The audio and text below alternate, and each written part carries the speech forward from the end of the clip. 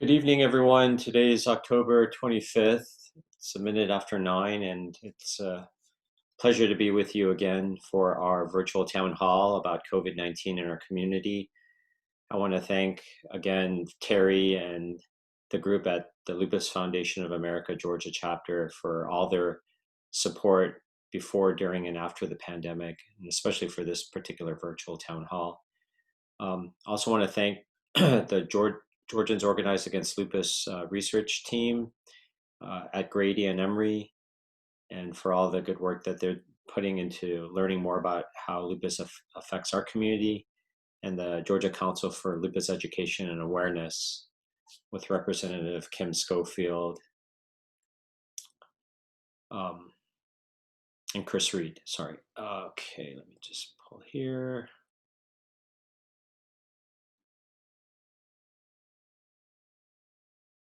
So it's been a busy week for me in general. I'm sure it's been busy for everybody in your own way. But this weekend I was on call, so I had to cover a few hospitals and see the patients on the rheumatology service. So I don't have as much in-depth information, but I still have some good ones. And we have one question that was submitted to us that I'll cover. So along the way, if you can think of anything else, please put it in the chat box and I'll hope to address it. Otherwise, you'll get some good information. As always, please remember that none of the information that I'm providing is meant to be any personal direction, but you should always double check with your own healthcare team about your specific circumstances before you make any decisions for yourself. So these are the worldwide numbers that are over 42 million confirmed cases with over 1.1 million deaths. And in the US, we have over 8.6 million cases and 228,000 deaths. And you can see again how quickly India is really catapulting. The US used to be at least twice as much in terms of total infections as the second place country, but India's definitely gone up quickly. And then followed by Brazil, Russia, Spain, Argentina, France, and then especially with these European countries, we'll talk about them in a little bit. And then you can see the rest there. I will point out here that India, even though they're getting really close to us in terms of total infections, given the fact that they're still considered a relatively developing country, what's also notable is that they really have about half of our total deaths. And it really is striking that in such a developed country like ours, that even given the number of infections that we have, we still have proportionately a high amount of deaths. And so that it really does underscore the severity of the infection. Even if it may not be severe for every single individual, we have to keep that in mind in terms of overall impact in a particular region or country like ours. It's a heat map of the world, and you can see how the US continues to be very hot. Canada and Mexico are starting to creep up as well, and there's still a lot of involvement in Central and South America, especially bad in Argentina and Colombia these days. And then the rest of Africa, except for Libya and Maroon, seems to be relatively okay. At one point, South Africa used to be extremely hot. Australia is going now into their summertime, and they've gone through the winter relatively unscathed. There was some concern about things popping up going into their winter time, and some of you may remember in previous weeks we had discussed that, but they instituted a very severe policy where there was actually large fines for people who were not enforcing rules, including masking and distancing and so forth, large monetary amounts. And I don't think that would fly in the US, but it does speak to the effectiveness of measures in general. And that really brings us to about Europe's second wave. And you can see just this dark area. And you remember the time when Europe was hit really badly, and then things were going to the US, and then Europe started cooling down. They opened up their borders in terms of travel. You may have seen news stories about the cafes opening and how vacationers were starting to travel to different countries within Europe, but they had the audacity, actually was right that they did, they actually prevented other countries, especially the US, from visiting into Europe because we did not have our act together. And what's happened since then is that Europe is really in the midst of a very significant second wave. I know this is a little blurry here, but the back in early part of October, you'll see that the the European Union is marked by the red. So you'll see that cases before then were up in their initial wave. They came down very well, and then they started going up quite a bit. And whereas the US, which is in this darker color, was going up and then back down, was going up again. Now, moving forward to more recently, you can see that the red line of the European Union has gone up dramatically, bypassing every other area, while India, which is this color, is going down. The US, even though it's going up, both India and the US are relatively not as high as the European Union. So the European Union, in a very short period of time, went from an extremely low rate to a very high rate, bypassing a lot of the other countries. And it's really led to significant reactions. If you haven't paid much attention to the news, and frankly, I don't think there's been much coverage in the states that I've seen personally about the specifics. But if you do go to some sites, and there's a reference down here for one, but you can get a really good sense of how severe it is in Europe. And so the slide before alone should tell you about the magnitude of the increased number of cases, but here's how they're reacting. In Belgium, there's a curfew from midnight to 5 a.m., no alcohol sales after 8, and residents are allowed to see only one person outside of the household. Severe social restrictions, let alone economic restrictions and public movement. So France, along with 8 other cities, Paris, and in addition to 8 other cities in France, have instituted strict curfews from 9 p.m. until early morning. Spain has had a very bad case of it, to the point where Madrid is enforcing a state of emergency by pulling thousands of police into the streets. They're restricting entering and leaving of the city. They're limiting restaurant and business capacity. And in certain areas of Spain, there's a partial lockdown with closures of bars and restaurants. In the Netherlands, you can only carry out for bars and restaurants, and there's no alcohol that's being served at all after 10 p.m. So what can we learn from Europe? This second wave in Europe is currently ahead of a current surge in the US. So it's important to learn from Europe because we can quickly get to where they are. And a lot of people fully expect the US to be very close or exactly the same as where Europe is now pretty soon as we go into the winter time. So it's very important to follow successes and learn from the failures in Europe, not follow the failures, but we want to avoid following the failures in Europe. So we don't want to let our guard down. And that's exactly what Europe did. They did extremely well. And so if you just go back a few slides, this is Europe in red.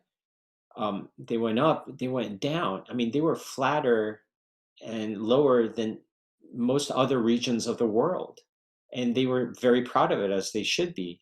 But they let their guard down, and look how high things have gone up. And that's the nature of the virus, is that it is going to always be in the community to a certain extent. Hopefully, it's very low in the background. Hopefully, we'll have a vaccine out where most people are protected from it. And it's a nuisance, but it's not going to be so severe. But we don't have a vaccine yet.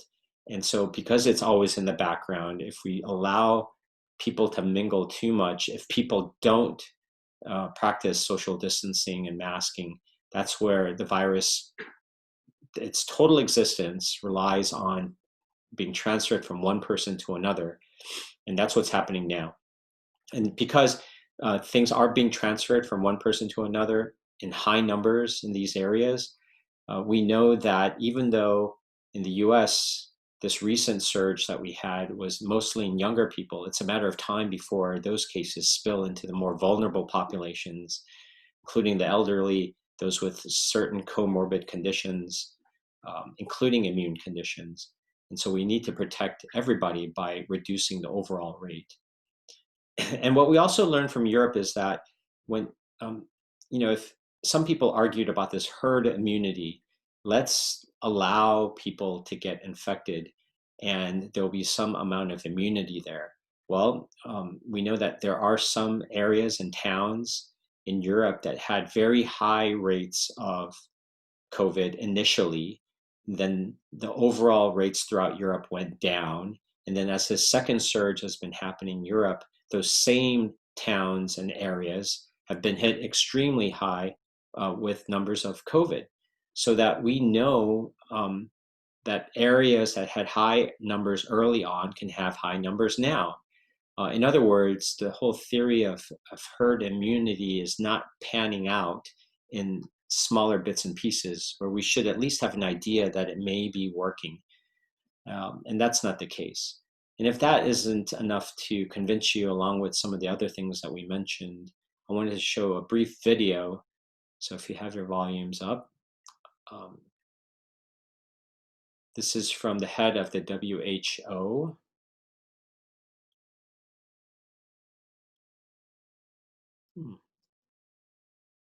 There has been some discussion recently about the concept of reaching so-called herd immunity by letting the virus spread.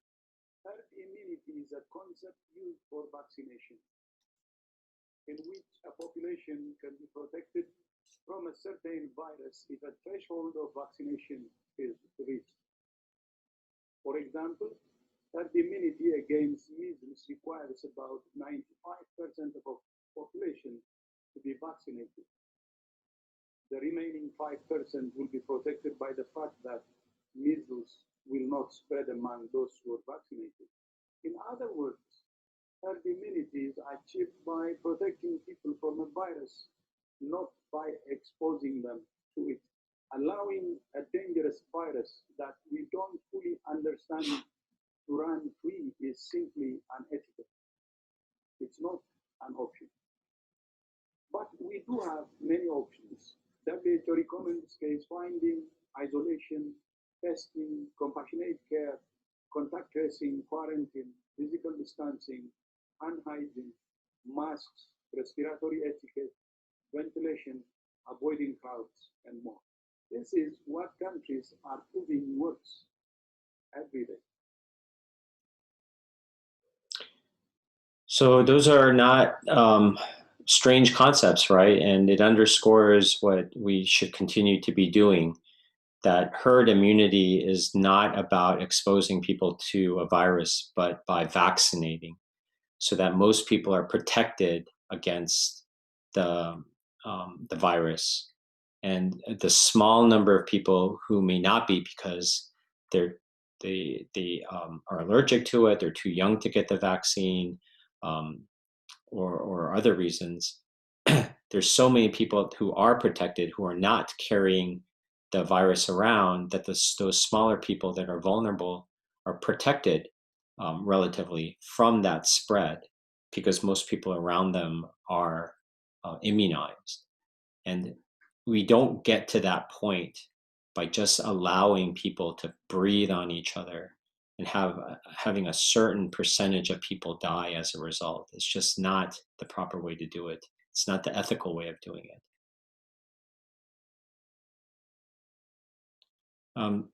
This is the heat map of the US, and it hasn't really changed dramatically from the last time we met, in that the shift of the red has been away from the bulk of the Southeast, but again, it's not too far. And I want to point out that the Southeast, including where we are in Atlanta, remains glowing.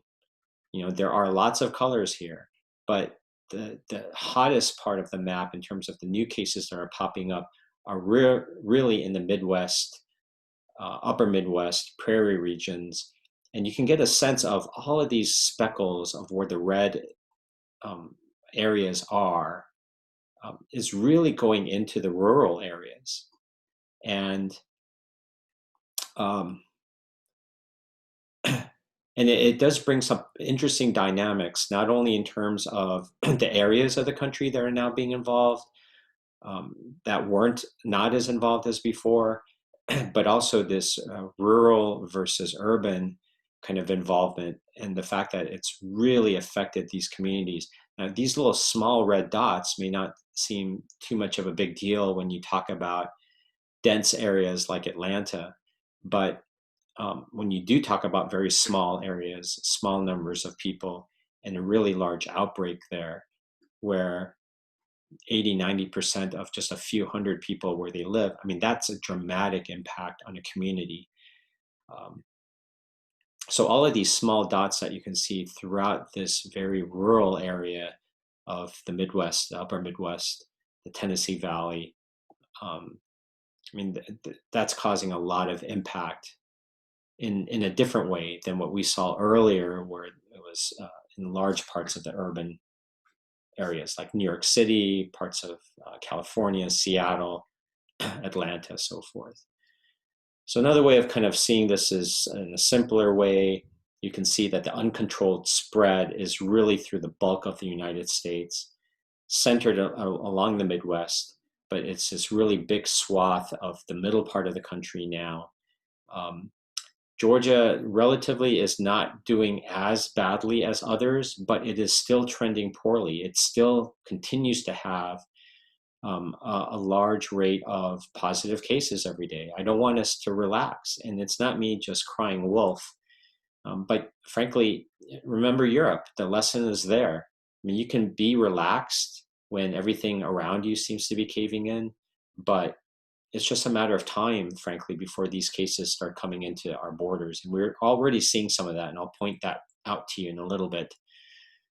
So it's great that we've held our rates down relative to the states around us, but you see that the entire country is either uncontrolled or trending poorly, with very few areas that are better. Now, one thing that I just wanted to remind you, why is it that these areas are just really spiking, all of these rural areas? Why Wisconsin of all places? Why Idaho, North and South Dakota? Well, we talked a few weeks ago about this Sturgis motorcycle rally in South Dakota, where 500,000 people attended, and it was probably the largest gathering in the world during the pandemic, where they did have attendees from pretty much throughout the US, but more than half, or around half, were from the Great Plains area. Many were unmasked, they were mobile, they were more likely to engage in general risky behavior.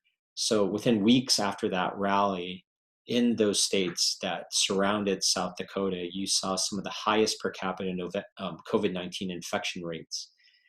And it's really too bad that the health departments were unable to monitor attendees and do effective contact tracing. So it's really unlikely that we'll know exactly the impact of the Sturgis rally, but it's pretty obvious that that had to be a huge contributor, given the unique location of the rally and where the the pandemic hotspots migrated towards. So overall in the U.S., if you look at sort of this second peak or second hump of the first wave, if you will, the overall U.S. numbers are kind of back to the worst numbers that we have seen. And it may not seem like that for some of us in Atlanta or some surrounding areas in Georgia, because Georgia has not had the relative huge spikes of cases that Wisconsin is seeing, for example. But again, we are surrounded. The entire country is in alarm mode. And that's what you're seeing in the news. The deaths are going to follow. They always lag behind this, and so you can see it kind of trending up a little bit. But that's what I'm afraid of, is in terms of Georgia. And again, it's less dark red than before, but there's still a lot of embers that are glowing and can easily burn up again. So it's a matter of time in a way. And what's really sad is that this past week, the Southwest Georgia Regional Medical Center in Cuthbert, Georgia, closed. It's the only medical facility in Randolph County where the COVID case rate is about twice of that of Atlanta. And so as time moves on, the economic impact, and if we allow these surges to reappear, the full impact may be different and possibly worse in some ways compared to the initial waves. So Georgia, in terms of daily reported cases, we're not like the US in terms of being the highest ever, but we've gone down a lot, which is great, but you do see trends of it going back up. The deaths, again, have come down, but we need to watch that as the cases continue to go up, as it'll trend behind it a couple weeks. The testing has gone up in general, and it's stabilized a bit, and we certainly need to have the capacity to match any peaks that may come. And so hopefully we're in a better position. We'll have to wait and see. Hospitalizations have come down a lot, but you do see it stabilizing. And if you look at other graphs where you see this curve in a bit more detail, you can kind of get a sense here, but it's not only just flattening, but there's a sense that it may be ticking back up. So again, I'm not trying to be alarmist, but if you look at all of the major indicators throughout the US, and Georgia is not going to be isolated over time or long periods of time, it's just a matter of time before our cases go up much more. In my opinion, it's already starting to go up. So in wintertime, and everybody's indoors and all that. So please be careful. One thing I wanted to bring up that has hit the news in the past week or so that may have caused some confusion, and that's with regards to sort of this new CDC guidance that someone who's at risk of an infection includes people who have been within 6 feet of another individual or individuals who were infected for a cumulative period of time of 15 minutes or more over a 24-hour period. It used to be if you were in close contact with someone known to be infected for over 15 minutes in the past 24 hours, you are at high risk and you should quarantine yourself and get tested. So that's one individual for a long period of time, or relatively long period of time, 15 minutes or more. But they changed that so that it could be 15 individuals, separate people that you only meet for 1 minute. And if those 15 individuals were at high risk or were known to have COVID. And this comes out of this one particular case out of a correctional facility in Vermont, where a correctional officer was wearing a microfiber mask, and he had encountered several people, inmates, who were COVID positive, but very short periods, about a minute at a time. And they can go back in the records and look at the video, and it was estimated that this officer never had more than a minute or so of exposure to a known individual with COVID. But when you total all of them up in a 24-hour period, it was about 17 minutes of exposure, and that correctional officer became COVID positive. So that really led to sort of this new definition of close contact. Again, if you're within 6 feet of an infected person or people for a total of 15 minutes or more over a 24-hour period, then you're considered to be at close contact, and you really should be tested and sort of moved away from people.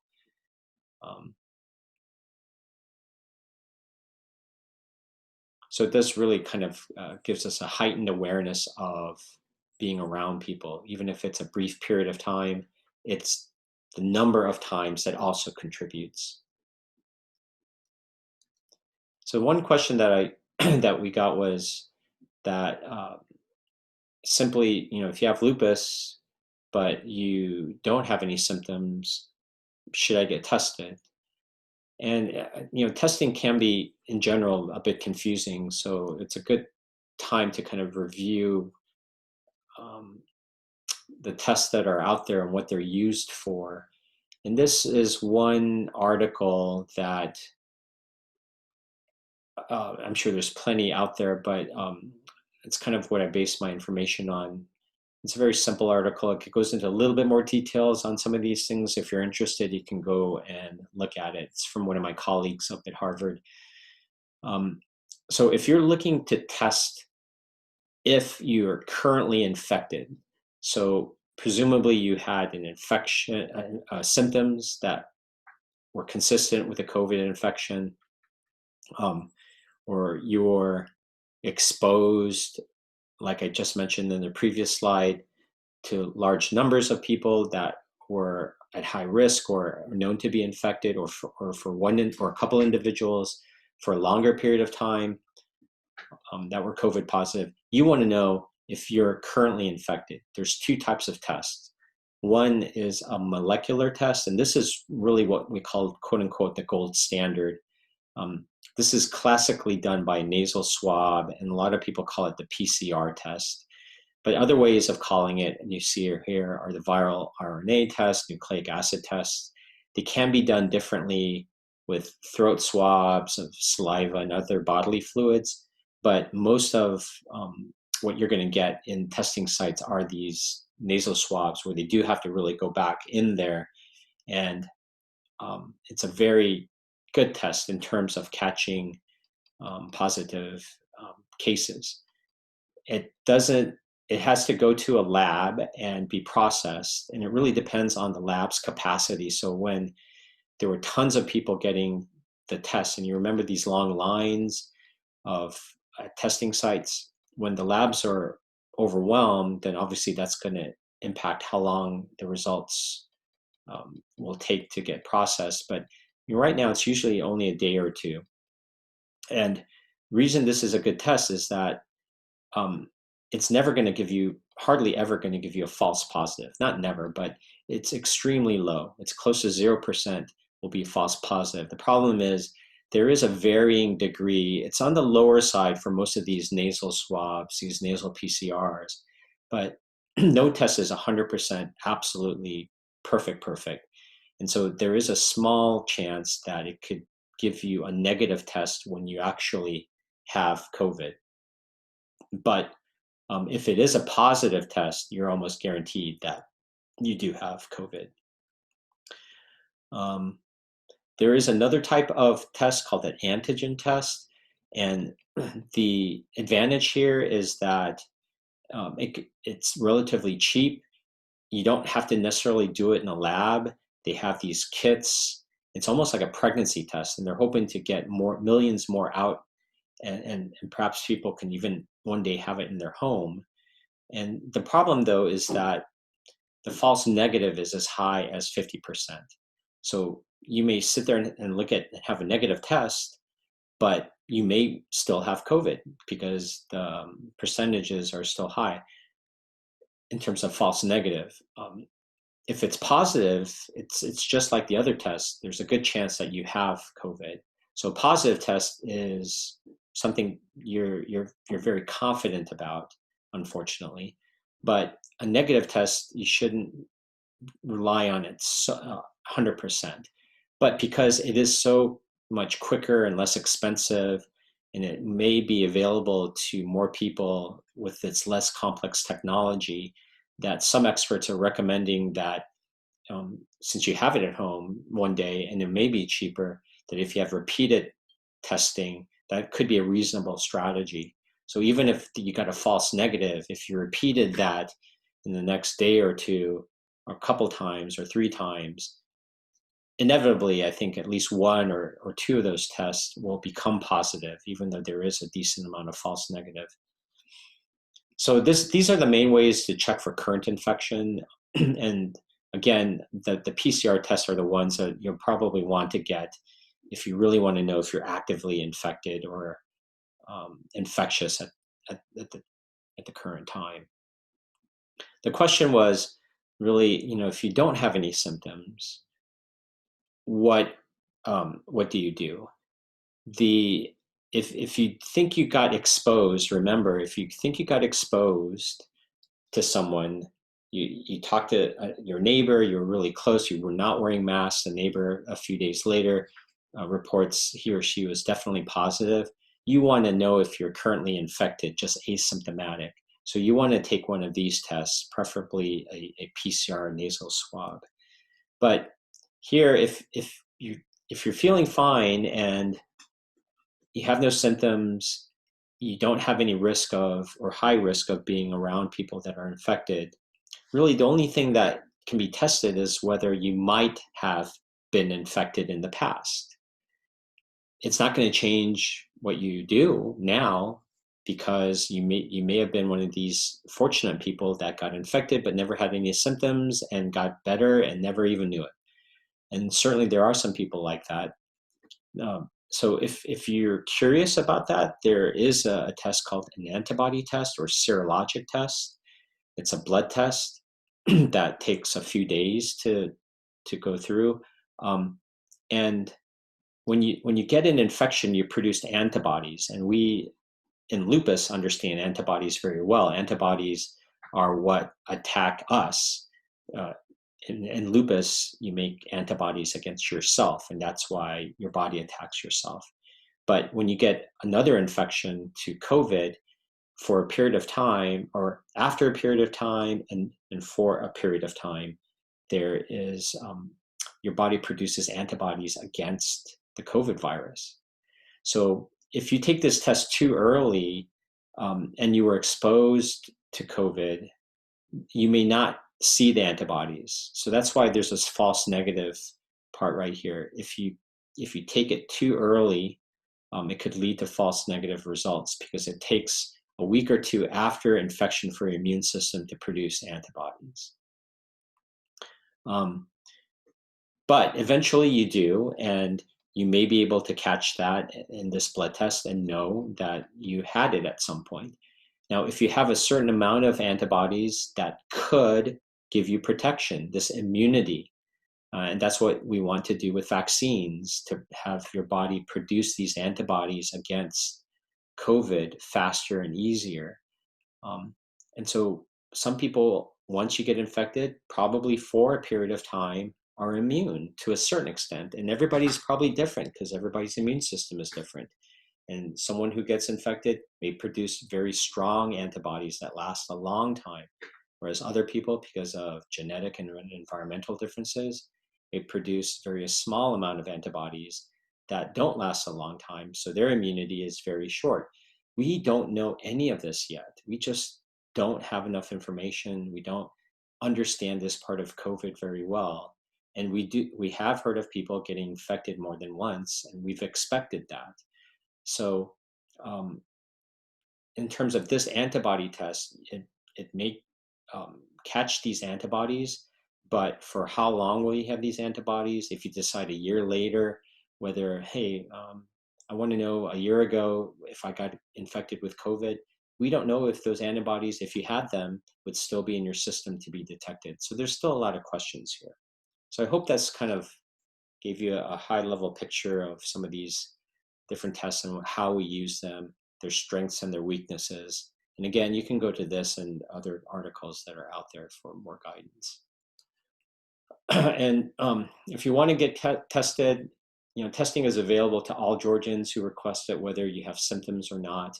The DPH website has a nice site finder where you can type in your zip code and address, and you can find local testing for all of those different types of tests that I mentioned. So some of the questions in the chat are, as we approach the winter and flu season, is it overkill to add a face shield when we go out, when we go to a grocery store? The face shields, I wear goggles or a face shield. We're required in the hospital, in the clinic, because we can be sometimes close to someone when we're examining them. And even with a face mask, some of the large droplets may go into the air and theoretically go into someone's eye. So that's really the thing. The face shields are only effective for the relatively large droplets pretty close. I mean, maybe within an arm's length or so. For another individual who is infected, who's breathing or coughing and sending those large droplets into the air, and would be able to get in your eye. Now, would that happen? Could that happen in a supermarket or grocery store? Sure. But are you ever going to be that close to like an arm's length? Doubtful. And even if someone were not wearing a mask for a minute, coughed, you'd have to be like in the worst area, or right where the wind is, where that droplet, that heavy droplet is not going to reach the ground first, but get into your eye first. So my point being, for I think most people, when you go out into the public, when you're not so close, you enforce social distancing where you're standing away from people. And that's why we have those marks on the ground in lines, so that it theoretically makes it almost impossible or very unlikely that these droplets will get to the point where it gets into people's eyes and so forth. So if you want to be extra careful, I mean, I'm not going to discourage you. I mean, if you're the type that you don't feel comfortable with 98% or 96% safety, you want to be up to 98, 99. You want to do that extra 3%, go that extra mile. That's the way to do it. If you're doing everything else, washing your hands, you have a good face mask, you're practicing the distancing. If there's anything else that's left you want to do, that's what you should do. It's a face mask. But for the rest of you, if 96, 97% is good enough, and you are practicing everything else well to the best of your ability, you feel the people around you are reasonable people, most will be masking, maintaining their distance, you should be fine without it. If you have lupus and CVID, hypogammaglobulinemia, are you at higher risk? I've already spent 3 weeks on a ventilator. So the CVID, hypogammaglobulinemia, for the rest of you, it's you're not making enough antibodies, and so you're at increased risk of infections. We don't have any information on that, but theoretically that would make you at risk for COVID.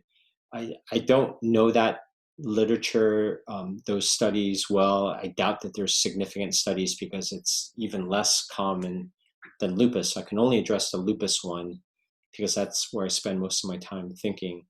And I mentioned in the previous weeks that the early information from different countries is that people with lupus are not at higher risk for developing COVID. The numbers have been pretty consistent with the population around them. the caveat was that these are early studies. The information were only from doctors or patients who chose to report it. So there's some bias in the reporting and limitations of reporting. Most of these studies were in other parts of the world, where obviously it's a different environment, genetics, society. Europe and Asia were some of where the data was coming from. I can tell you that in the GOAL study, and this is one of the ways that a study like this, it has absolute relevance and importance to our community. We feel that we've been providing some good information about our community to begin with, but here in the time of COVID, GOAL is the only group that really captures our community of lupus.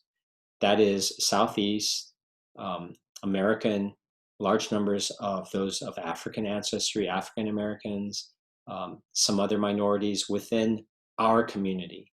And nobody's really reported about lupus in that type of community. It's all been Italy, Singapore.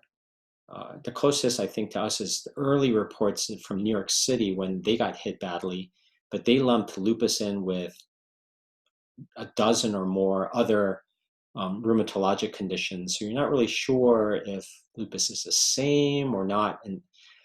But my point being is GOAL, we were just able to match GOAL with the DPH COVID registry. And it's something that we were able to do through our partnership with the Department of Public Health, who is working closely with Emory overall to better understand COVID in the state through the School of Public Health, where I'm also a faculty member. And this is extremely early, so I don't want you to take this to the bank yet. But the numbers that we've seen in the GOAL cohort who are showing up in the Georgia's state COVID registry. I mean, there are some numbers there. I'm not giving you exact numbers because we still are trying to clean it up and making sure exactly what we have and what we're reporting is correct. But the early feeling is that the percentage of people with lupus who have gotten COVID seems to be pretty similar to in Georgia or in Atlanta anyway, where GOAL is, most of the participants are from, are pretty similar to the Atlanta overall COVID rate and the state's overall COVID rate. So the answer to that simply is that thankfully, lupus isn't a magnet for COVID.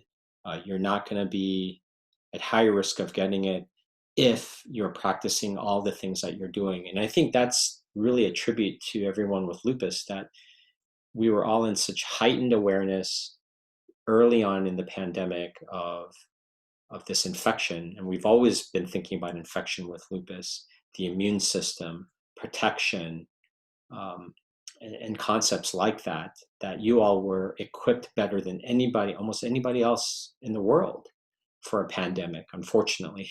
But fortunately, because of that, because of your years of training, your years of thoughtfulness, your resilience, your intelligence, your ability to work together as a community and share important, timely, and accurate information, I think that is what these numbers reflect, that because of your immune suppressed state, you're probably theoretically at high risk of getting infection, but because you're extra careful, you've kept that infection rate really low.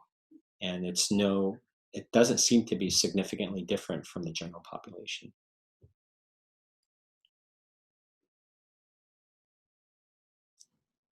The PCR picks up pieces of the virus. So, and that's there from the very beginning, obviously, when you get infected. So that's why that nasal PCR swab will pick up an infection right away. And that nasal PCR swab remains positive for a lot of people past the infectious period, because the dead pieces of virus are still floating around in your passages and your body hasn't gotten rid of all of them yet. I know it sounds kind of gross, but I mean, there's little tiny microscopic particles that are just kind of needing to be swept away eventually. That PCR test is so sensitive, it picks that up, and that's why it remains positive, but it doesn't mean that you're infectious. So if you're a good 10 days or so out of your symptoms with a positive test, even if your PCR test remains positive, you're felt to be out of the woods. Teachers, in terms of face shields and masks, it depends on how close you are to the kids. But again, it's not a matter of, yes, teachers should wear face masks or not. As I said before, the principle is these large droplets hitting the eye. How close are you to people? And the frequency in which you are around high-risk individuals, and really your personal level of risk, your health factors, and the policies of your school. So as I said, if you wanted to do every single thing that you could to minimize the risk, the thing on top of everything I've mentioned are face shields. And so I think teachers, it's not unreasonable to consider that, given how you're relatively close to kids. But it really depends on a lot of other factors as well. But I agree, if you are really physically close to kids, then it's something to consider. Haven't heard too much about infants developing COVID. Certainly, they can be a vector for the virus, meaning every live individual with a respiratory tract, even babies, are potentially transmitters of COVID. They may not get sick, but the virus depends on being in a living host in order to continue to survive and be transmitted to someone else. But I don't know the data or the information behind infants serving as that and what the implications are for the baby and others.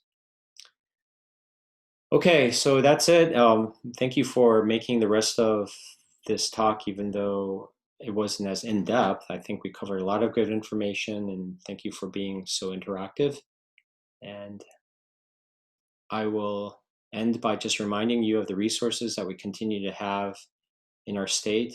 And thank you, Terry, for all that you and others do at the chapter, and for the successful walk season that you all had despite these extraordinary circumstances.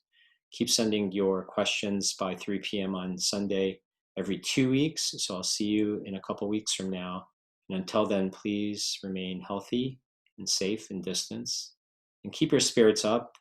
We're going into some interesting times, and the holidays are always good and potentially vulnerable in a lot of other ways. And so I hope we'll continue to keep each other in mind and support each other, and know that with every winter comes a spring and summer.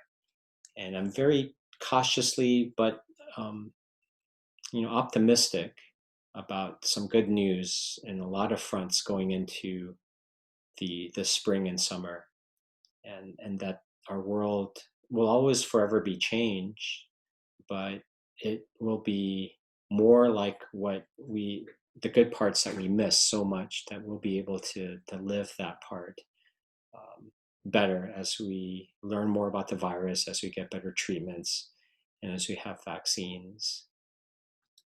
So please be safe and stay out of the bars. Take care, everybody.